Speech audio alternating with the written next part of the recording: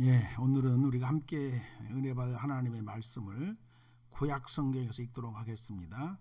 구약 성경 1279쪽 아모스서 5장 4절에서 17절 말씀까지, 13절 말씀까지, 13절 말씀까지.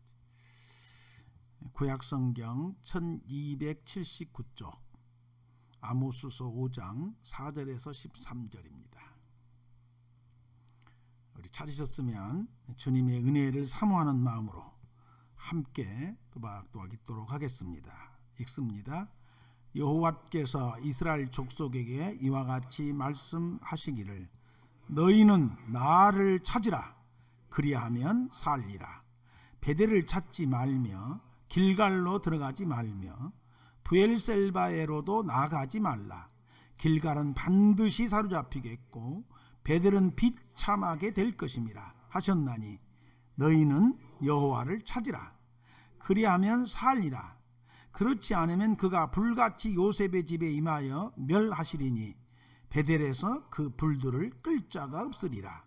정의를 쓴 쑥으로 바꾸며 공의를 땅에 던지는 자들아, 묘성과 삼성을 만드시며 사망의 그늘을 아침으로 바꾸시고 낮을 어두운 밤으로 바꾸시며 바닷물을 불로 지면에 쏟으시는 이를 찾으라. 그의 이름은 여호와시니라. 그가 강한 자에게 갑자기 패망이 이르게 하신즉 그 패망이 산성에 미치느니라. 무리가 성문에서 책망하는 자를 미워하며 정직히 말하는 자를 싫어하는도다. 너희가 힘없는 자를 밟고 그에게서 미래 부당한 세를 거두었은즉 너희가 비록 다듬은 돌로 집을 건축하였으나 거기 거주하지 못할 것이요 아름다운 포도원을 가꾸었으나 그 포도주를 마시지 못하리라. 너희의 허물이 많고 죄악이 무거움을 내가 아노라. 너희는 의인을 학대하며 뇌물을 받고 성문에서 가난한 자를 억울하게 하는 자로다. 그러므로 이런 때에 지혜자가 잠잠하나니 이는 악한 때임이니라. 아멘. 세월 참 빠르죠. 어느새 2월 마지막 날입니다. 2월 한 달도 이제 다 됐네요. 어쨌든 오늘 2월 마지막 날, 마지막 주일, 2월 한 달도 우리를 지키신 하나님 앞에 영광을 돌리고 감사하며 또 새롭게 맞이할 3월도 우리 하나님 여러분 모두를 그 은혜 안에 안보해 주셔서 무탈하시기를 바랍니다. 또 건강하시고요, 평안한 역사가 있기를 바랍니다. 우리를 부르셔서 예배케 하신 하나님을 먼저 찬송하고 예배하는 여러분 위에도 주께서 이 말씀을 따라 큰 은혜를 부어주시기를 주 이름으로 축복해 드립니다. 오늘 우리가 읽은 아모스서 5장 4절에서 13절 말씀은 아모스 선지자가 북이스라엘 백성들을 향해서 선포하고 있는 하나님의 말씀인데, 이 아모스 선지자는 예수님께서 이 땅에 오시기 전, 주후라고 그러죠. 주전 760년에서 750년대에 이르러 북이스라엘 백성들을 대상으로 선지자 사역을 하면서 하나님의 말씀을 선포한 선지자입니다. 따라서 아모스서는 하나님께서 이스라엘 백성들에게 심판을 준비하시고 무서운 징벌을 내려서 심판하실 것을 경고하고 있는 그런 말씀이고 그런 사역을 했어요. 대개 구약의 선지자들은 대체적으로 하나님의 심판을 무섭게 경고한 사역들을 많이 했지요. 그래서 선지자적이다 함은 그렇게 잘못을 지적하고 하나님의 징벌이 있을 것을 선포하는 것이 선지자적 사역이고 선지자적 사명이고 선지자적 설교라고도 합니다. 어쨌든 간에 그런 배경을 가지고 오늘 우리가 말씀을 살피되, 특별히 읽은 말씀 가운데서 6절 말씀 한번 읽어볼까요? 6절 같이 읽습니다. 시작. 너희는 여호와를 찾으라. 그리하면 살리라. 한 번 더요. 너희는 여호와를 찾으라. 그리하면 살리라. 아멘. 이 말씀을 그대로 제목으로 삼아서 너희는 여호와를 찾으라. 그 다음에 그 뒤에 안 붙여도 아시겠죠? 그러면 뭐요? 산다. 그러면 살 것이다. 여호와를 찾으라. 너희는 여호와를 찾으라 라고 하는 제목으로 말씀을 우리가 살펴 나누기를 원하는데, 제가 아모스서를 읽으면서 또 준비하면서 제가 깨달아진 바가 하나 있어요. 그 깨달아지는 그 부분부터 첫 번째 단락으로 여러분과 먼저 말씀을 나누려고 합니다. 깨달아진 바는 이런 겁니다. 폭풍 전야의 고요는 고요가 아니다. 좀 어려울지 있겠어요. 우리 어르신들은 어려웠는데, 대개 앞에 지금 큰 일이 닥치고 있는 사람들은 몰라. 문자 그대로 하면 폭풍이 몰아치고 있는데 폭풍이 오기 전날 밤은 조용해, 잠잠해, 고요해. 되게 그래요. 그래서 이것을 빗대어서 사람들이 앞에 큰 일이 닥치고 있는데, 무서운 일이 닥쳐오고 있는데 사람들은 지금 아무 일이 없는 것처럼 느끼고 안전하다고 편안하다고 생활하고 있어. 그 안전함이나 그 평화로움은 평화로움이 아니야. 바로 닥치는 엄청난 비극적 사건에 휘말리게 되니까. 오늘 밤 고요하다고 내일 폭풍 불어오는데 그것이 고요입니까? 폭풍이 불어오면 엄청난 파괴가 일어나고 무서운 일들이 벌어질 텐데. 그렇죠? 그래서 아모스서를 읽으면서 그렇구나. 폭풍 전야의 고요는 고요가 아니구나. 지금 아무 일이 없다고 평안하다고 안전하다고 하는 것이 평안하고 안전한 것만은 아니구나. 왜요? 하나님이 무서운 징벌을 준비하고 심판하실 것을 경고하고 있단 말입니다. 때가 되면 그 심판이, 무서운 징벌이 마치 비가 쏟아지듯 이스라엘 땅에 쏟아질 거란 말입니다. 그렇죠? 그러니까 지금 안전한 것은 안전한 게 아니요. 지금 아무 일이 없는 것이 아무 일이 없는 것이 아니요. 지금 평안한 것이 평안한 것이 아니요. 이해할 수 있겠습니까? 그래서 이런 걸 깨달으면서 그렇구나. 지금 아무 일이 없고 평안하다고 해서 우리가 마음 놓고 있을 때는 아니구나. 안전하다고 생각해서는 안 되겠구나. 허리띠 풀고 긴장하지 않고 방심해서는 안 되겠구나.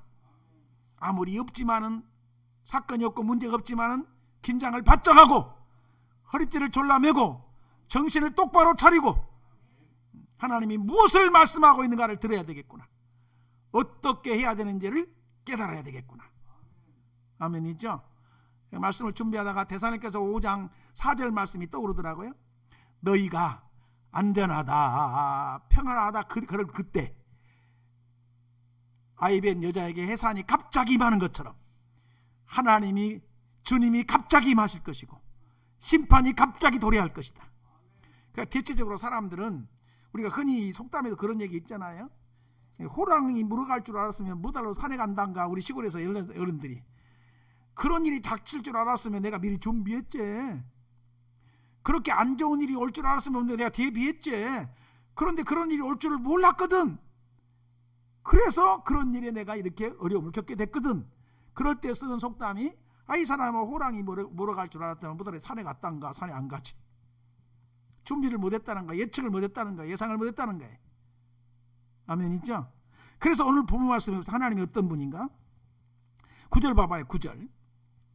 이 말씀을 이제 첫 번째 단락에다가 이렇게 빗댈 수 있는 이 5절이 되겠는데, 9절 보세요. 그가 강한 자에게 뭐요? 갑자기 패망이 이르게 하신즉 그 패망이 산성에 미치느니라. 아까 사인을 줘야 되는데 우리 유리한테 사인을 안 줬구나. 그래. 목사님이 찬송 부르자 하면 그냥 있어도 괜찮은데 찬송 부르자 말 안 하거든. 난 자연스럽게 그리 가서 앉으면 돼. 그치? 감사해요. 여러분 여기 보세요. 강한 자, 산성이란 개념이 뭡니까? 강한 자, 산성이란, 강한 자는, 여러분 강한 자 그 사람이 금방 쓰러질 줄 누가 알았습니까? 넘어질 줄 누가 알았겠어? 강한데 질 줄 누가 알았겠어요? 상상도 못했지. 그치요? 나 같은 건강한 사람이 오늘 갑자기 쓰러져서 죽었다 그래 보세요. 여러분 상상이 안 했겠어? 그렇다고 나서 안 쓰러질 거니까 걱정하지 마세요. 예를 들어 본 다음에 그렇다는 얘기지. 그쵸? 아직도 저 건강합니다. 그치? 상상이 안 되는 일이야. 그런데 하나님은 강한 자에게도 갑자기 패망하게 만들어. 그리고 산성이라는 개념이야. 산성은 쉽게 공략되는 성이 아니야. 산성은 튼튼해가지고 누가 막 무너뜨리려고 해도 쉽게 안 무너지는 성인데, 하나님은 그런 산성에도 갑자기 무너지게 만들 수 있던 분이란 말이야. 그러니까 뭔 사건이, 어려운 일이 생각지 못할 때 갑자기 오게 할 수 있는 분이 하나님이라고 하는 배경을 놓고 지금 아모스 선지자가 하나님이 이렇게 심판을 준비하고 있고 이렇게 징벌할 것이니까 너희들 딴 데 가려고 하지 말고 여호와를 찾아라. 하나님을 찾는 것만이 살 길이다. 아멘이죠? 봐보세요. 4절 4절 5절 봐요. 똑같은 얘기지만 하나 배경이 있으니까 4절 5절 시작. 여호와께서 이스라엘 족속에게 이와 같이 말씀하시기를, 하나님이 지금 선지자 아모스에게 너 가서 이스라엘 백성들에게 내가 이렇게 말했다고 하면서 얘기해라 하는 얘기입니다. 말씀하시기를, 너희는 나를 찾으라. 그리하면 살리라.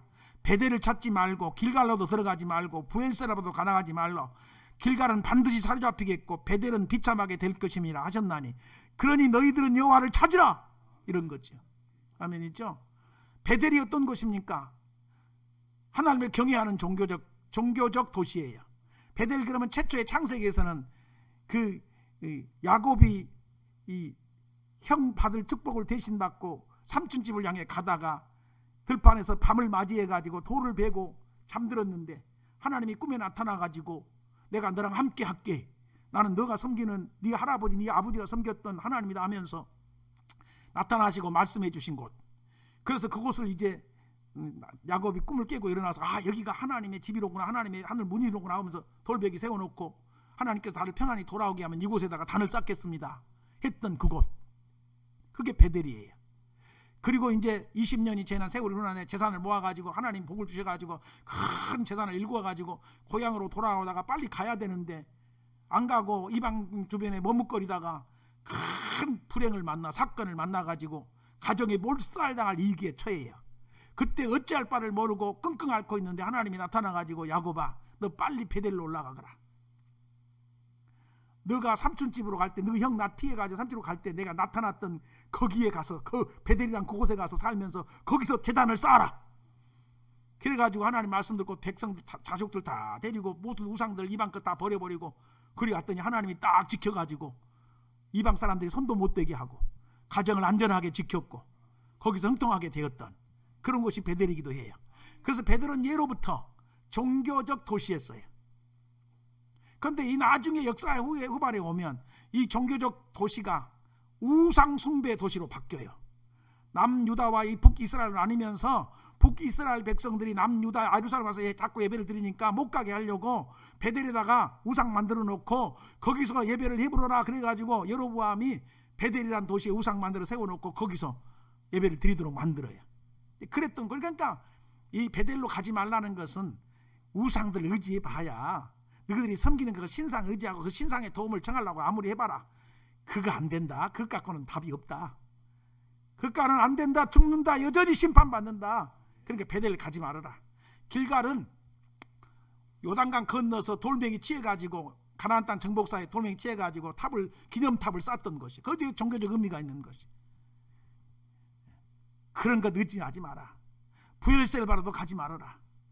그런 거 의지하고 그런 데로 가서 살 길 찾는다고 해봐라. 그건 답이 없다. 그건 죽는다. 그러니까 찾을 길은 뭐예요? 하나님만 찾아라. 나한테 와야 돼야. 여호와 하나님이 나한테 와야, 나를 찾아와야 너희들이 살지 딴 데 가서는 살 수 있는 길이 없어. 그런 얘기입니다. 아멘이죠? 그러니까 여러분 꼭 기억하세요. 지금 안전하다고 안전한 게 아니라니까. 지금 아무 문제가 없다고 문제가 없는 게 아니라니까. 문제는 언제든지 순식간에 닥쳐올 수 있어요. 나는 이 말씀 묵상하면서 이런 생각을 했어요. 지금 우리가 겪고 있는 코로나 상황, 이 진직부터 하나님이 우리에게 경고했는데 하나님께로 돌아오라고, 하나님 앞에 바로 서라고, 하나님을 바로 섬기라고 했는데 제대로 안 하니까 이 코로나 갖고 우리를 하나님께서 만지신 것 같아. 이래도 나를 안 찾아올래? 그것은 다음 단계 아모스 4장을 배경으로 해서 다음 이 설교 마치고 나면 이어서 할 거예요. 이래도 나 안 찾아올래? 그러면서 지금 하나님이 코로나로 우리를 만지신가 봐. 당신 찾아오라고, 당신께 돌아오라고. 그렇게 해석해 볼 수 있습니다. 이해할 수 있기를 바랍니다. 그러면서 이 첫 번째 단락에서 제가 아모스 전체를 통해서 깨달은 것은 그럽니다. 그렇구나. 지금 문제가 없다고 해서 문제가 없는 게 아니고, 지금 평안하다고 해서 평안한 게 아니고, 안전하게도 안전한 게 아니구나. 언제든지 무서운 하나님의 진노는 임할 수 있는데, 다만 이런 걸 통해서 우리가 뭘 깨달아요? 안전하다고 생각하고 방심하고 마음 푹 놓고 있지 말고 비춰도 보고 살펴도 보고 돌아도 보고 하면 좀 해봐요. 그렇죠? 하나님의 말씀이라고 하는 거울에다가 사람이 외출하기 전에 거울을 쳐다보고 자기 매무새를 한번 쳐다보는 것처럼 매무새를 쳐다보고 틀렸으면 어떻게 해야 돼? 그냥 나가? 립스틱을 그렸는데 립스틱이 잘못 그려서 여기까지 찍 빨갛게 끼워졌어. 이대로 나갈래요? 그러면 여러분 쳐다보면서 사람들이 뭐라 그럴까? 아이고 저 여자는 립스틱을 바르면 제대로 바르지 어떻게 빨간 것을 볼때기까지 그려버렸다나? 이럴 거 아니야. 갖고 자꾸 이상하게 쳐다볼 거 아니야. 그걸 쳐다보고 거기 잘못 그려졌으면 지우고 다시 제대로 그리고 이쁘게 해갖고 나가야겠지. 우리 세강교회 성도는 다 미녀여서 립스틱 안 그려도 이쁘지만 어쨌든 예를 들어본다면 그쵸? 그런 것처럼 안전하다고 편하다고 생각하지 말고 하나님의 말씀의 거울에 나를 비춰보고 한국교회를 비춰보고 우리 세강교회를 비춰보고 우리 가정을 비춰보고 우리 자녀들을 비춰보고 아니구나 이건 아니구나 틀렸구나 이러면 안 된다라고 생각되거든. 바꿔요. 바꿔. 돌이켜요. 돌이켜. 그래야 산다고요.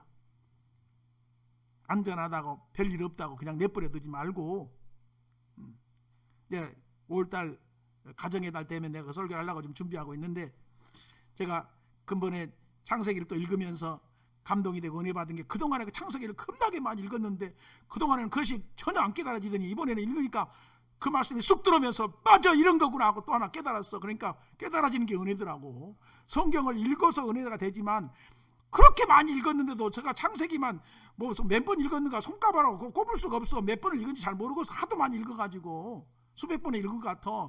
그래도 그동안에는 그것이 안 깨달아지더니 이번에는 싹 깨달아지더라고. 말씀이 쑥 들어오면서 그렇구나. 맛보기로 미리 여러분 맛보기를 드릴 테니까 팁으로 잘 들어봐요. 어디 되면 창세기 22장에 아브라함이 하나님께로부터 이삭 독자 이삭을 바치라고 모리아산을 제사로 제물로 바치라고 하는 음성을 듣죠. 그래서 이제 이삭을 데리고 이제 종들에게다 나귀에다가 뭐 물건을 싣고 이제 가요. 그래서 모리아산 밑에 왔어. 나귀와 종들은 거기 있으라 그러고 그 제물에 쓸 모든 나무를 아들인 이삭에게 진켜 이삭으로 전부 짊어지게 하고 모리아산을 향해 올라가. 그런데 그때 아브라함은 뭘 들었냐 보니까 불과 검을 가지고 나무에 불을 붙일 횃불과 칼을 가지고 그리고 이제 이삭에게다 짐을 딱 짐키고 올라가더라고. 이삭이 짊어지고 간 짐이 뭐요? 자기 자신을 태울 짐이요. 장작 나무 장작. 그걸 읽는 순간에 그 검과 불과 칼이 의미한 게 뭐예요? 권세와 능력입니다. 검은 권세를 의미하고 불은 능력을 의미합니다. 성경에 보세요. 불은 능력을 의미한다니까. 칼은 권세를 의미하고. 그러니까 아브라함은 아버지이기도 하지만 족장으로서 선지자이기도 하고 제사장이기도 하고 왕이기도 해. 족장 시대에는 아버지가 3직을 다 가지고 있었어. 그러니까 아버지가 아들에게 그 아들을 태울 수 있는 장작을 짊어져 가지고 제단이 쌓여질 모리아산을 향해서 올라가게 한다니까. 이걸 보는 순간 자식의 신앙은 부모에게 책임이 있다. 아버지가 어머니가 부모로서의 권세를 가지고 부모로서의 능력을 손에 들고 자식들 보고 하나님 앞에 나가 너 자신을 태우면서 예배를 드리라고 이끌고 가야 할 책임이 부모에게 있어요. 깨닫게 되기를 축원합니다. 자식들 예배 안 드리라고 내버려 두지 말고 강하게 하나님 앞에 기도해가면서 하나님 내가 말할 때 내게 권세와 능력을 주시고 내 말에 우리 자녀들에게 먹혀들에게 하셔서 권위 있게 하셔서 우리 자녀들 자신을 하나님 앞에 온전하게 제물로 태울 수 있는 그런 무거운 짐일지라도 짊어지고 하나님 앞에 나아가서 자기를 드릴 수 있는 그런 자녀가 되게 해주세요. 그렇게 이끌어야 돼요. 부모가 자녀를 신앙으로. 그것이 내 마음에 쑥 들어오면서 야 저희는 아이들을 키울 때에 물론 목사이고 목사 집안이니까 그렇게 됐지만 너희들 성경 한 장 안 읽으면 밥 안 먹어. 못줘. 밥 먹으려면 성경 읽어. 한 장 읽고 두 장 읽고 세 장 읽고 몇 장씩 읽으라고 해놓고 읽어야만 밥 줬어요. 그 다음에 예배를 드리되 아침에 주일학교 예배 드리고 주일학교 예배 끝나면 어른 예배 드리고 또 오후 예배 드리고 저녁 때는 저녁 예배 드리고 예배를 자꾸 어른들과 같이 드리라니까 우리 아이들이 데리고 하면서 하는 말이 아빠 우리는 학생 예배 드렸잖아요. 우리는 주일학교 예배 드렸잖아요.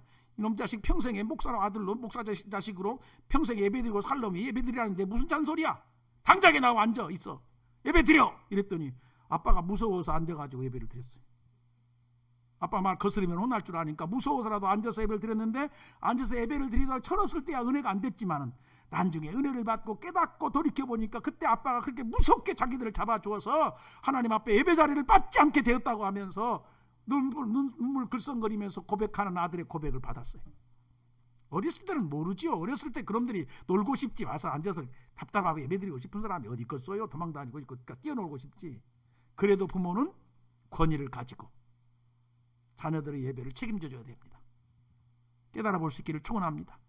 말씀을 읽을 때 이런 말씀이 탁 부딪혀지고, 이런 말씀이 가슴속에 품어지고, 이런 말씀에다가 나를 발견해 보고, 뭔가 이런 것들을 우리가 해야 그것이 은혜지. 그게 깨달아진 게 은혜지요. 아멘이요. 그래서 맛보기지만 팁으로 하나 드렸으니까, 이제 5월달에 가서 또 제대로 이제 설교를 할 테니까 그때 가서 은혜를 받도록 하고, 오늘은 또 다시 원위치로 갑시다. 가서 여러분 아무 일이 없다고, 일이 없는 거 아니라고 생각하시고 꼭 한번 비춰봅시다. 점검 좀 해봅시다.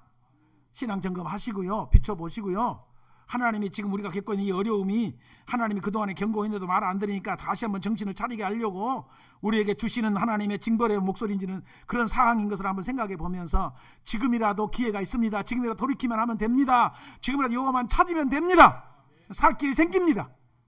아멘이죠? 깨달아 볼 수 있기를 축원하면서, 자, 그러면 이제 두 번째로 넘어가서, 이 당시 아모스 선지자가 활동하던 여호와를 찾으라고 외치고 있는 이 당시 사회가 어땠는가, 도대체 어떤 사회고 어떤 하나님의 징벌이 예상되어 있기 때문에, 예고되고 있기 때문에 여호와를 찾으라고 말씀하고 있는가를 살펴보도록 하겠는데요. 이스라엘 사회를 크게 두 부분으로 나누어서 살펴봅니다. 첫 번째, 일반적인 사회, 보편적으로 사회라고 하는 그 사회 상황, 사회의 형편이 어땠는가를 우선 들여다보는데, 5절에서 먼저 5장에서 찾아봅시다. 우리 7절 보세요. 7절 보면 당시 이스라엘 사회가 어떤 사회였는가를 알 수 있어요. 7절 봅니다. 시작.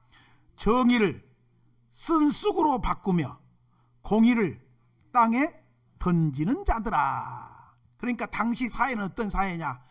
정의가 없는 사회, 공의가 무너진 사회. 정의롭게 살면 어려워요?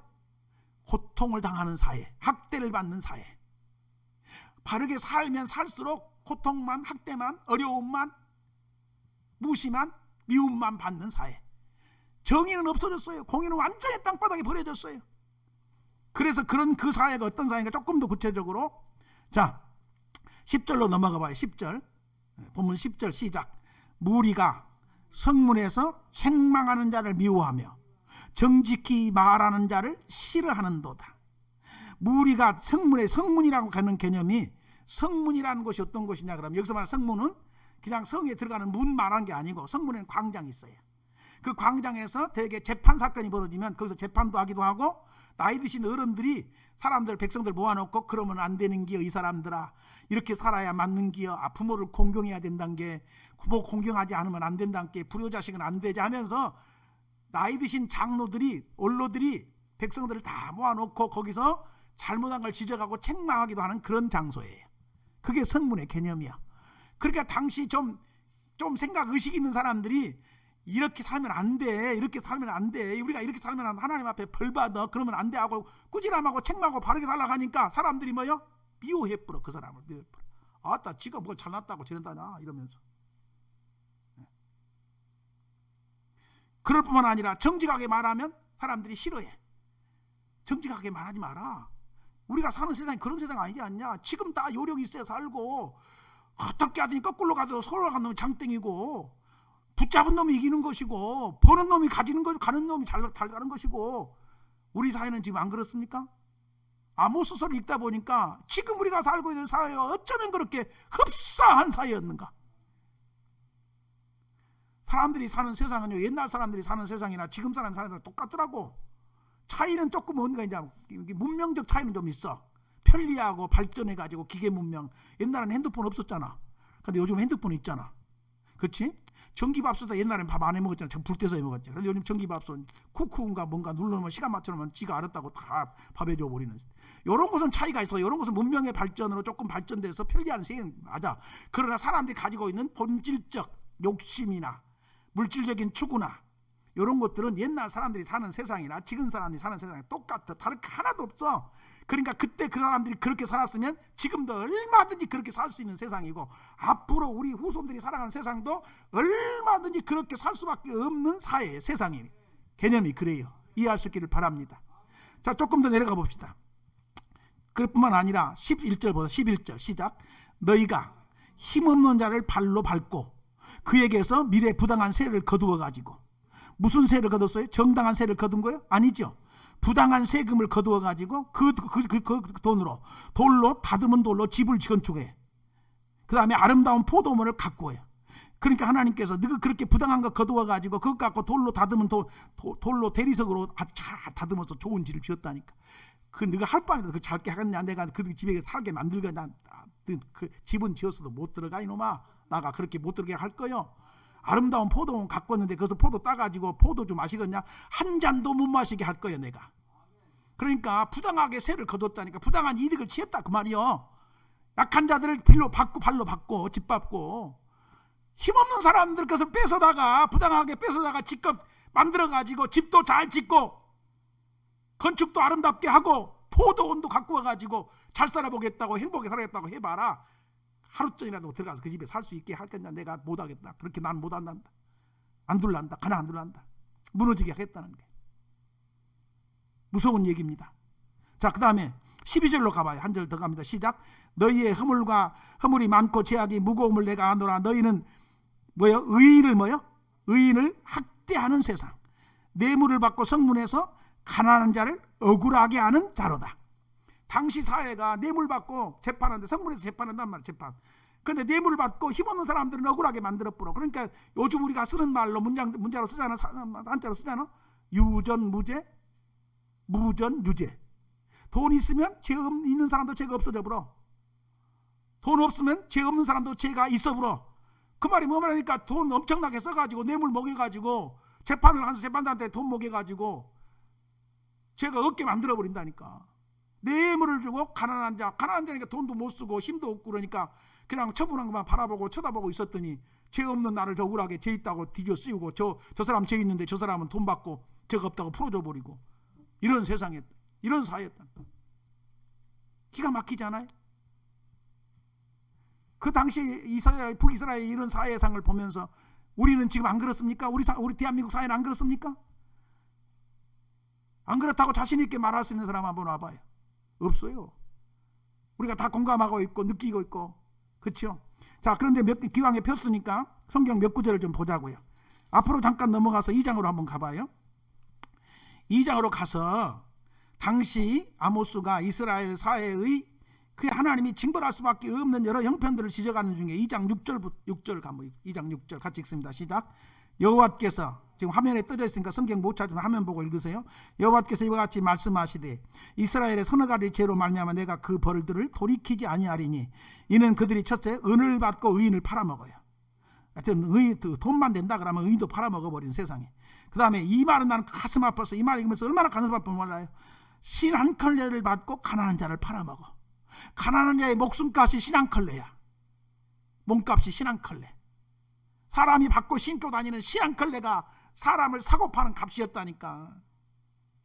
얼마나 못된 세상이면 사람 사는데 신 한 컬레 가지고 사고 팔았을까? 팔아먹고 사고 있을까? 여러분, 난 이 말씀 다가 가만히 내가 생각해봤어.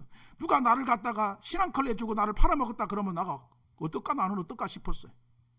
어떨까요? 여러분 어떨까요? 신 한 컬레 주고 나를 팔아먹었다니까. 남편이 신 한 컬레 보고 나 팔아먹었다고 생각해봐. 가만 두겠어 그거? 기가 막힌 일 아니겠어요? 남편이 아내를 신 한 컬레 먹고 팔아먹었다니까. 자식을 신 한 컬레 갖고 팔아먹었다니까. 이런 세상에 이런 일이 어디 있어?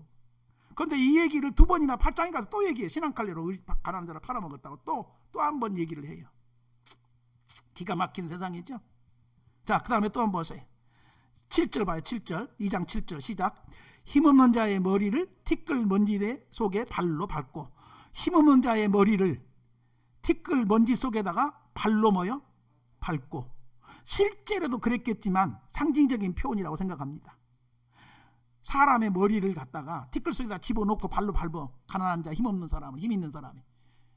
이 말은 실제로도 그랬겠지만 신체도 그렇겠지만 의미적으로 상징적으로 보면 힘 있는 사람이 가난한 자를 얼마나 무시하고 얼마나 멸시하고 얼마나 사람 취급 안 했으면 이렇게 표현을 하고 묘사를 했을까. 힘 있는 사람은 힘을 가지고 힘 없는 사람을 얼마나 억울하게 만들고 무시하고 멸시하고 천대했으면 이렇게 표현을 했을까. 발로 티끌 속에 먼지 속에다 집어쳐놓고 밟고 이런 표현을 했을까. 기가 막힌 세상입니다. 자, 연약한 자의 길을 굳게 하고 그 다음 말입니다. 같이 읽어봐요. 시작. 아버지와 아들이 한 젊은 여인에게 다녀서 내 거룩한 이름을 더럽혔다.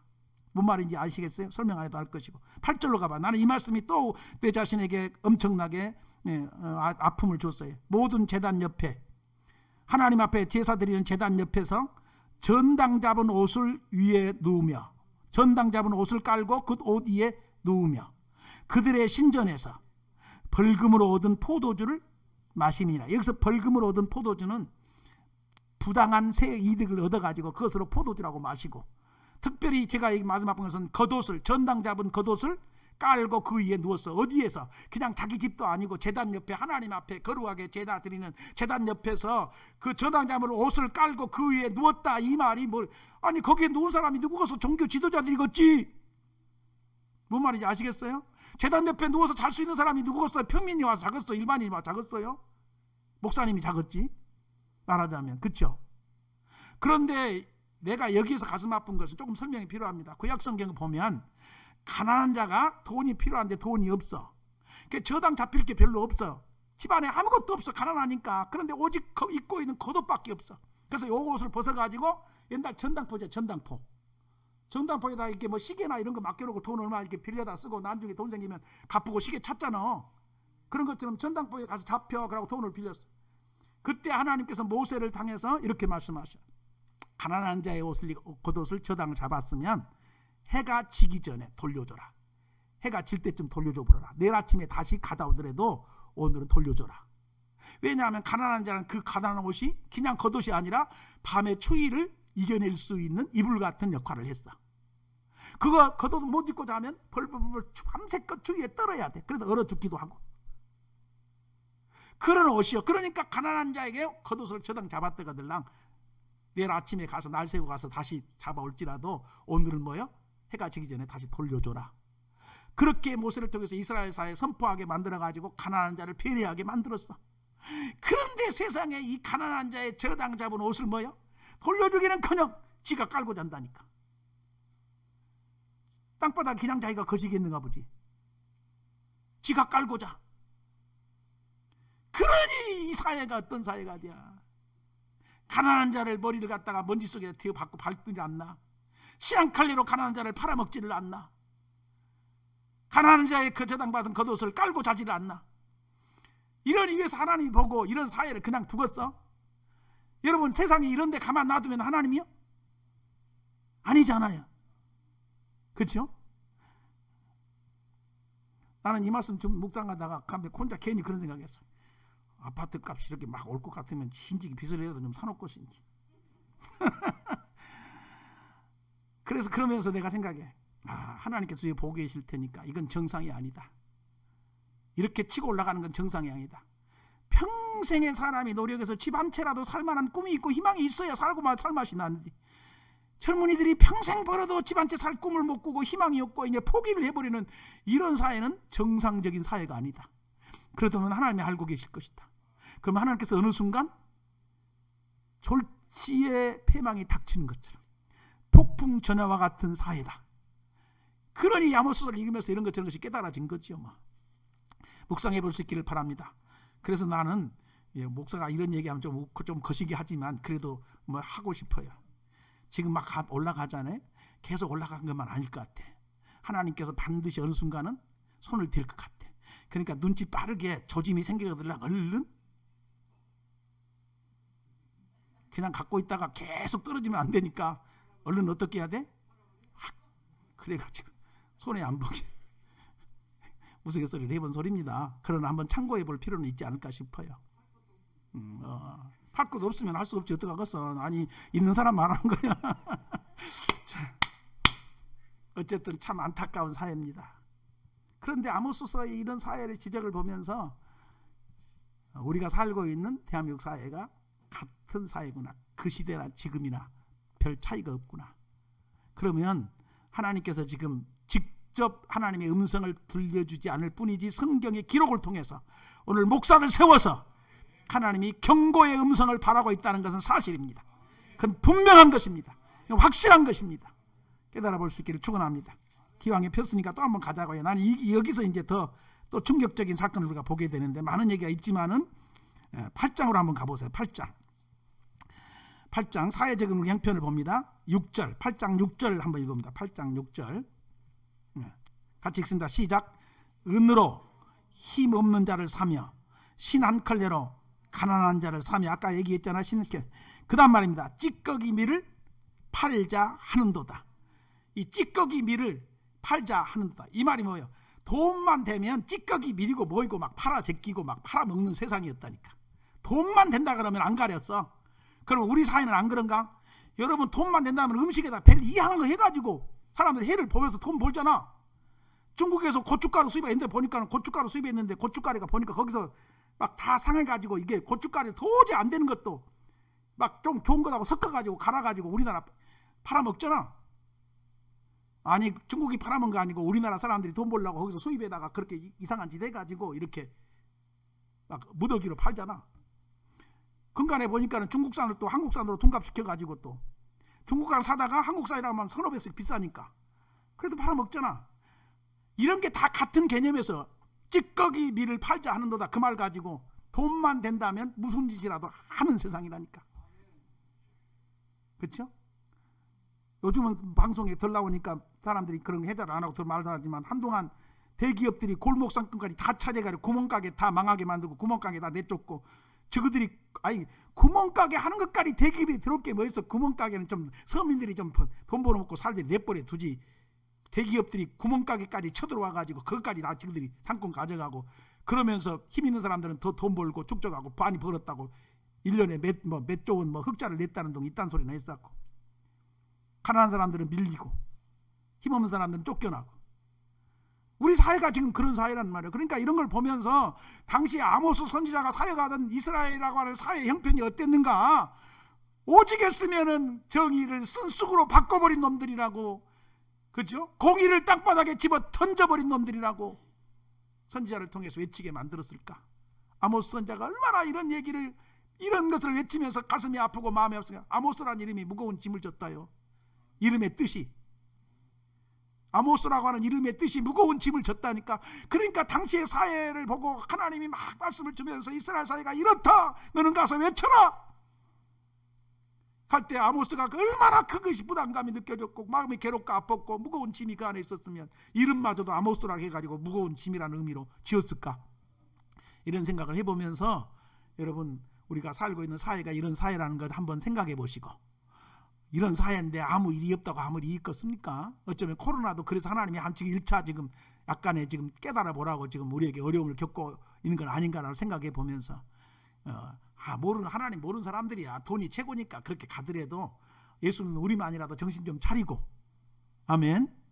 바르게 하나님 섬기고 하나님이 원하는 길로 바르게 방향을 잡아가는 그런 기회를 만든다면 오히려 이 위기가 기회가 돼서 살 길이 생겨질 줄로 믿습니다. 깨달아 보시길 바라고요. 그 다음에 종교적 형편 하나만 더 짚어보도록 합시다. 종교적 형편을 한번 보세요. 많은 얘기를 할 수 있겠으나 종교적 형편을 보는데 8장 지금 폈죠. 8장 폈으니까 5절 한번 읽어봐요. 5절 8장 5절 시작.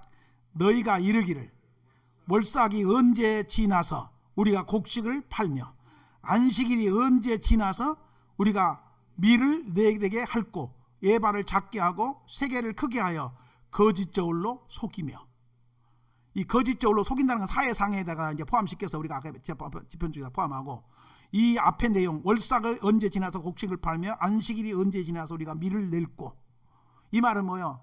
아니 빨리 안식일 지나가야 또 장사해가지고 돈 벌러 갈 텐데 밀려다 팔아가지고 돈 이문 남기거든. 그 이문도 정상적으로 남긴 게 아니고 하나는 작게 하고 하나는 크게 해가지고 거짓 저울 만들어가지고 속여서 빨리 안식일 지나가야 빨리 월삭 예배가 끝나고 지나가야 내가 가서 이제 밀을 팔아다가 양식을 내가지고 돈 사가지고 돈 만들어가지고 돈 벌 텐데 그런 마음으로 드리는 예배가 예배였겠어요? 그렇게 지내는데 안식일 제사가 됐겠어요? 빨리 끝나기만 바라. 나 우스갯소리로 여기 보면 이렇게 한번 얘기해 볼게요. 아따, 나 예배 끝나고 목사님 지금 약속해 놨는데 목사님 올 때 설교가 또 저기 길어지나? 빨리 끝나야 되는데. 아따, 목사님이 또 찬송 또 한 곡 더 부르러 가자. 한 번 더 부르러 가는데 아니 빨리 끝나야 되는데. 그런 마음으로 예배 드리는 거 지금 예배 제대로 드려지는 거겠어? 하나님 그 예배를 받으시겠어? 예배 때는 집중해서 온 마음으로, 온 정성으로, 온몸 다해서 하나님께 예배 드려야 그 하나님 받으신 예배가 되지. 예배 자리에 앉아있기는 아니지. 딴 생각은 빨리 돈 벌어야 되는데, 빨리 목사님 설교 끝나고 돈 벌어야 돼. 이러면서 예배 드리는 예배가 하나님 앞에 드려지는 예배가 되겠냐고. 이것이 종교적인 형편이에요. 신앙적인 형편이었어요. 이해할 수 있기를 바랍니다. 그러니까 우리라도 느껴지는데, 사람이라도 보면 느껴지는 게 있는데, 위에 하나님이 내용을 아시고 속까지 들여다보신 하나님이 모를 리가 없지 않겠어요? 당시 이스라엘 종교적인 형편이 이랬습니다. 그래서 하나님 뭐라는 것보다 4장으로 넘어가 봐요. 5장으로 한 장 앞으로 넘기셔서 5장 아까 우리가 했던 본문 좀 뒤쪽에 가면 21절, 5장 21절부터 읽어봅시다. 시작. 내가 너희 절기들을 미워하여 멸시하며 너희 성회들을 기뻐하지 아니하나니 너희가 내게 번제나 소제를 드릴지라도 내가 받지 아니할 것이요. 아니, 그렇게 예배드리는데 하나님 받으시겠어? 그거 여러분 받으시겠어? 여러분이 하나님이라면 받으시겠어? 딴 생각하면서 마음은 딴 데 있는데 몸뚱아리 말아서 예배드린다고 하면 그 예배 받으시겠냐고. 나라도 안 받겠다. 하나님이 그 예배 받으실 리가 없겠지. 그래서 안 받겠다는 거야. 너희가 내게 번제나 소제를 드릴지라도 내가 받지 아니할 것이고 너희의 살찐 희생의 해목제나 내가 돌보지 아니하리라. 내 노랫소리를 내 앞에서 그칠지어다. 내 비파소리도 내가 듣지 아니하리라. 찬송한다고 하는데 하나님 그거 싫다. 듣기 싫으니까 찬송 부르지 마. 그러고 있다는 거예요. 시간이 가니까 더 이상 설명하고 싶지 않습니다.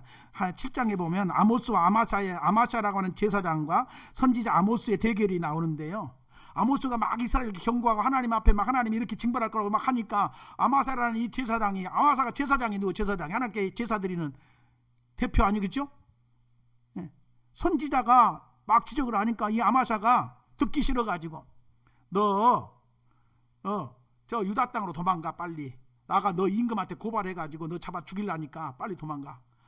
그러면서 임금한테 고발을 해. 여기도 이제 여로보암 2세 때인데, 여로보암 2세 왕한 때 이 아마샤 제사장이 아모스 선지자를 고발을 어떻게 하냐?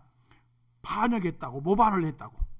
그러면서 칼로 여로보암 왕을 죽일 거라고 했다고. 그리고 이스라엘 망할 거라고 했다고. 그건 아모스가 한 게 아니야. 하나님이 이스라엘에게 여로보암이 칼로 망할 것이라고 얘기했고 이스라엘이 무너질 거라고 얘기를 했어. 그냥 선지자는 그냥 선포한 것뿐이요. 그런데 그걸 제사장이 듣기 싫다고 임금한테 임금 반역했다고, 모반죄, 반역죄. 옛날에 왕을 모반하면 반역하면 사돈의 8첩까지 구족을 멸하잖아. 그렇지? 그렇게 고발을 해서 잡아 죽이라고. 그러면서 우리나라에서는 이 예언하지 마라. 그딴 소리 하지 말아라. 그런 얘기 하지 마. 우리나라에서는 하려면 저 유다 나라에 건너가서 남의 나라 그쪽에 가가지고 거기서 살면서 거기서 그 나라 사람들한테는 얘기를 해요. 싫으니까. 그러니까는 아모스가 또 하나님 말씀 받아가지고 네가 하나님 말씀 안 듣고 경고를 무시하니 너는 남의 나라 잡혀가서 더러운 땅에서 죽을 것이고 네가 자식들은 칼에 다 죽게 될 것이고 네가 아내는 성중에서 상녀가 될 것이고. 실제로 그런 역사가 이제 결과적으로 나옵니다. 그러니까 이걸 보면서 뭘 알 수 있느냐? 목사님들이 설교하면서 깨우쳐 주려고 뭔가 말씀드리면 듣기 싫다고, 그런 소리 그만 듣고 있다고. 듣기 싫어해. 그런 얘기는 저 딴 데 가서 하란 말입니다. 여기서는 그런 말 하지 말란 말입니다. 이런 지금 반응들이. 그러니까 이런 것들을 보면서 그것이 그냥 일반 평민이 그랬다면 이해가 되는데 누가 그런 거예요? 지금 제사장이 하나님 앞에 제사드리는 제사장이. 그러니 당시 이스라엘 종교가 어떤 종교 형편이었는가, 이스라엘 신앙이 어떤 신앙이었는가를 들여다볼 수 있다는 말입니다. 이해할 수 있죠? 여러분, 이런 상황에서 하나님이 징벌을 할 수밖에 없었겠구나. 들여다보되 징벌이 있기 전에 돌이키라고, 하나님 찾으라고. 하나님이 이런 데도 네가 안 찾아오고 안 돌이킬래. 그러니까 제발 찾아라. 나 좀 찾아라. 나를 찾아야 산다. 그렇게 하나님이 선지자를 통해서 예고하고 있습니다. 다음 시간에 또 이어서 할 테니까 우리가 찾아야 할 하나님은 어떤 분인가, 왜 찾아야 되는가, 이런 측면에서 또 말씀을 할 테니까 깨달아 보시고요. 오늘 정리하고 마치면서 문제 없다고 문제 없는 게 아닙니다. 안전하다고 안전한 게 아니고 평안하다고 평안한 게 아니에요. 우리 사회를 들여다보면 아모스서를 보면서 우리 사회를 형편, 한국 교회를 살펴보고 한국 사회를 살펴보면서 하나님이 우리 사회를 보면서 지금 아모스를 통해서 경고하고 계신 것처럼 얼마든지 우리 사회에도 하나님의 경고가 지금 발휘되고 있구나.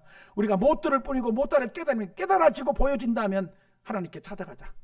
하나님께로 돌아가자. 그것만이 살 길이고 답이다. 이런 관점에서 점검해 보시고요. 우리 마음 더 하나님께 내드리면서 하나님 더 잘 섬기겠노라고. 그래서 하나님 앞에 신실하게 우리를 가꾸고 나가면 하나님이 징벌을 거두시기도 할 것이고 우리에게 임한 어려움도 걷어내기도 할 것이고 살 길을 주실 줄로 믿습니다. 주의 은혜로 살게 되는 역사가 여러분 모두에게 있게 되기를 축원해 드립니다. 기도하십시다. 복의 근원 되신 하나님 우리 아버지 은혜와 사랑을 진실로 감사하고 찬송함의 영광을 돌립니다. 오늘 또 우리에게 복된 날을 주셨음을 감사하며 지금 우리가 겪고 있는 어려움마저도 하나님께서 말씀하고 계신 부분으로 묵상해 볼 때에 하나님이 우리로 깨닫게 하시려고 돌이키라고 여호와를 향해 찾아 나오라고 말씀하고 있는 것으로 깨달아 보면서 아모스서의 말씀을 나눴습니다. 너희는 여호와를 찾으라 그리하면 살리라 하신 선지자의 외침이 오늘 우리에게 들려지게 하옵소서.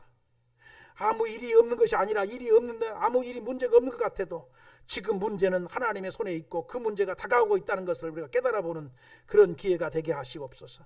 뿐만 아니라 아무리 어렵고 힘든 때라도 하나님이 또는 징벌하실 때라도 우리가 하나님 앞에 나아가고 하나님께 돌이키고 찾아가면 그게 살 길이 있다는 것을 말씀해 주시고 일러주고 계신다. 우리가 우리 자신을 비춰보면서 긴장하고 정신을 차리고 하나님을 바르게 섬기는 그런 기회로 만들어가게 하옵소서. 그래서 위기가 복이 되게 하시고 어려움이 도리어 은혜가 되는 그런 역사가 있게 하여 주옵소서. 주 하나님이 성령으로 말씀을 가지고 우리를 만지셔서 더 신실하게 하나님 앞에 세워져 가는 역사가 있도록 은혜 입혀 주시기를 간절히 비올 때 의지하고 감사하오며 예수님의 이름으로 축복하고 기도하옵나이다. 아멘.